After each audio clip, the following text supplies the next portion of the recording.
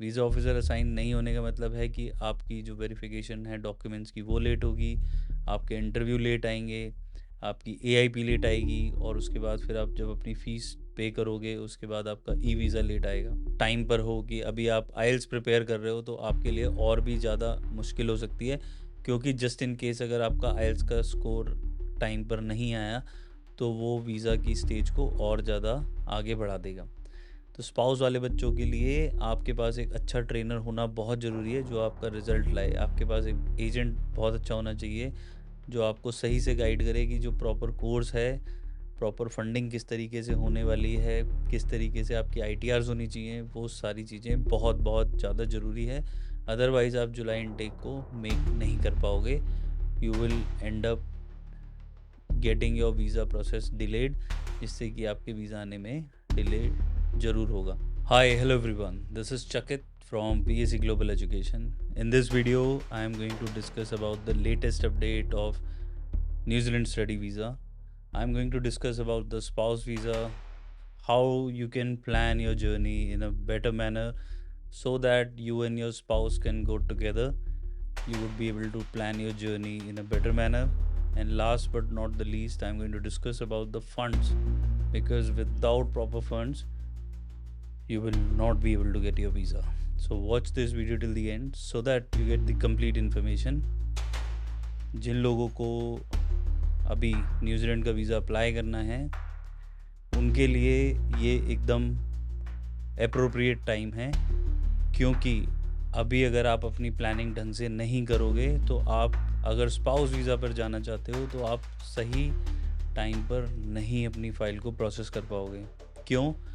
क्योंकि वीज़ा में ऑलरेडी अभी डिले चल रहा है। As per the website the time to get your student visa is anywhere between 5 to 6 weeks, plus the spouse visa is taking another 57-58 days. It is fluctuating every day, but why it is happening is because जिन बच्चों ने दिसंबर and में mid में visa file किए थे उन लोगों को अभी तक वीज़ा ऑफिसर असाइन नहीं हुए हैं।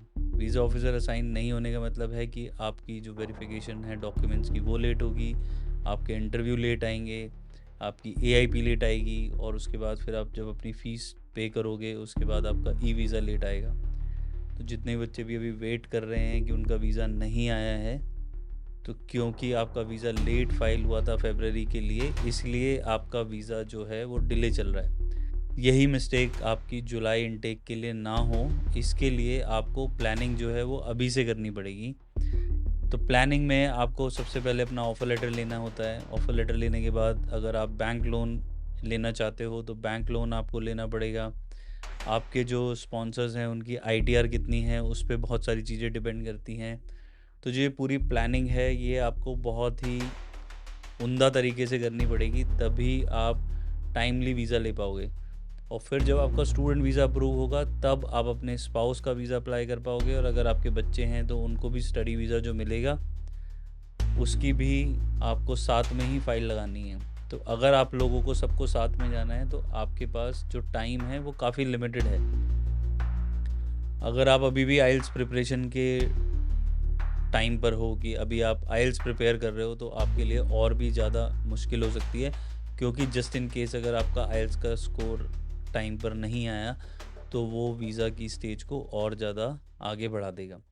तो स्पाउस वाले बच्चों के लिए आपके पास एक अच्छा ट्रेनर होना बहुत ज़रूरी है जो आपका रिज़ल्ट लाए। आपके पास एक एजेंट बहुत अच्छा होना चाहिए जो आपको सही से गाइड करे कि जो प्रॉपर कोर्स है, प्रॉपर फंडिंग किस तरीके से होने वाली है, किस तरीके से आपकी आईटीआरज़ होनी चाहिए, वो सारी चीज़ें बहुत बहुत ज़्यादा ज़रूरी है। अदरवाइज़ आप जुलाई इनटेक को मेक नहीं कर पाओगे। You will and up getting your visa process delayed, जिससे कि आपके वीज़ा आने में डिले ज़रूर होगा। तो आपको अभी से ही प्लानिंग करनी है। आप एक अच्छा कॉलेज चूज़ करिए, अपना कंसल्टेंट अच्छा चूज़ करिए, अपने फाइनेंशियल्स को स्ट्रॉन्ग रखिए। आपके जो फंड्स हैं वो एटलीस्ट 3 to 6 मंथ्स ओल्ड होने चाहिए विद प्रॉपर सोर्स। तो आपके ये पैसा कहाँ से आया, किसने आपको ये पैसा दिया, आपके स्पॉन्सर कौन है, मम्मी पापा भाई बहन दादा दादी नाना नानी, इनमें से कौन आपको स्पॉन्सर कर रहे हैं और उनके सोर्स ऑफ इनकम क्या है। जब तक आप अपने सोर्स ऑफ इनकम को इमिग्रेशन को एक्सप्लेन नहीं कर पाओगे तो आपको वीज़ा नहीं आएगा। You need to make sure कि आपका जो सोर्स ऑफ इनकम है वो इमिग्रेशन को क्लियरली समझ आए कि आपकी ये जो स्पॉन्सर हैं ये कौन हैं, इनकी फंडिंग कहाँ से आती है, क्या इन्होंने टैक्स पे किया है या नहीं किया है, इनकी कितनी पुरानी सेविंग्स हैं। ये सब चीज़ें जब तक इमिग्रेशन को समझ नहीं आएंगी तब तक आपको वीज़ा नहीं मिलेगा। तो इन सब चीज़ों पे आप लोग ध्यान दोगे तो आपका वीज़ा आने की जो प्रोबेबिलिटी है वो बहुत ज़्यादा बढ़ जाएगी। तो इन सब चीज़ों को आगे बढ़ाने के लिए जो बहुत सारे बच्चों का डाउट रहता है, क्वेश्चंस रहते हैं और एक्सपर्ट गाइडेंस, आप लोग मुझे देख के शायद बार बार बोर हो गए होंगे, तो इसलिए हमने एक बहुत ही इम्पॉर्टेंट सीरीज़ जो है वो लॉन्च की है जिसका नाम है वीज़ा और नॉट। तो जो बच्चे हमें पहली बार देख रहे हैं या जो बच्चे हमें ऑलरेडी देखते हुए आए हैं बट उन्होंने सब्सक्राइब नहीं किया है, तो आप प्लीज़ सब्सक्राइब कर लीजिए, जिससे कि जो आने वाली जो हमारी सीरीज़ है वीज़ा और नॉट वो आपको टाइमली पहुंच सके। This series will be live very soon. इसमें हम UK, Australia, Canada, US, New Zealand, यहाँ के जितने भी एक्सपर्ट्स लोग हैं उनको हम इस सीरीज़ में अपने चैनल पर लाएंगे। आपके जो क्वेश्चंस हैं, डाउट्स हैं, उनको दूर कराएंगे। जो भी आपके क्वेश्चंस हैं, कमेंट्स हैं, सजेशन हैं, उनको प्लीज़ कमेंट सेक्शन में लिखिए, जिससे कि हम लोगों को पता लग सके कि कौन सी ऐसी चीज़ें हैं जिनमें आपको ज़्यादा हेल्प की ज़रूरत है। और जो भी बच्चे हमारे साथ अप्लाई करना चाहते हैं जुलाई इनटेक के लिए, वो नीचे डिस्क्रिप्शन में एक लिंक है, उस लिंक पर क्लिक करिए, get in touch with us so that we would be able to help you with the entire process. So thank you for watching this video. If you have liked this video, hit the like button, share it with your friends and family, and subscribe to VSE. We shall see you in our next video. Till the time, you guys take care of yourself. Bye bye.